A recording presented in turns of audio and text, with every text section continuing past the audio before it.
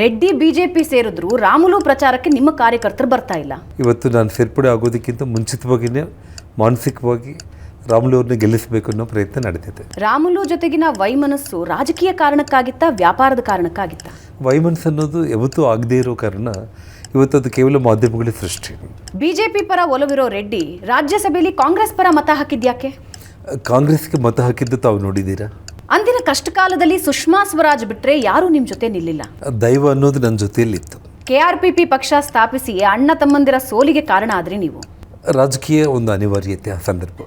ಸಹೋದರ ಸೋಮಶೇಖರ್ ರೆಡ್ಡಿ ಅವರನ್ನ ಸೋಲಿಸೋದಕ್ಕೋಸ್ಕರನೇ ಪತ್ನಿ ಅವರನ್ನ ಕಣಕ್ಕಿಳಿಸಿದ್ರಿ.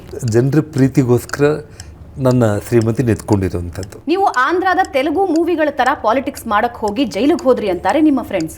ರಾಜಕೀಯ ಸಿನಿಮಾ ಅಲ್ಲ, ಸಿನಿಮಾ ಮತ್ತು ರಾಜಕೀಯ ಆಗಲಿಕ್ಕೆ ಸಾಧ್ಯನೇ ಇಲ್ಲ. ಈ ಬಾರಿ ಲೋಕಸಭೆಯಲ್ಲಿ ಬಿಜೆಪಿ ಎಷ್ಟು ಸ್ಥಾನ ಗೆಲ್ಲುತ್ತೆ ಅನ್ಸುತ್ತೆ ನಿಮಗೆ? 100ಕ್ಕೆ 100 ಅದು ಅತಿಶಯೋಕ್ತಿ ಅಲ್ಲ, 28 ಗೆಲ್ಲುತ್ತೆ. ಧನ್ಯವಾದ ಜನಾರ್ದನ್ ರೆಡ್ಡಿ ಅವರೇ. ನಮಸ್ಕಾರ.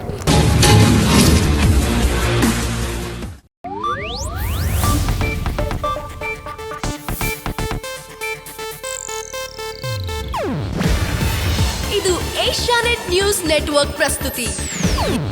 ನೀವು ನೋಡ್ತಿದ್ದೀರಾ ಏಷ್ಯಾನೆಟ್ ಸುವರ್ಣ ನ್ಯೂಸ್.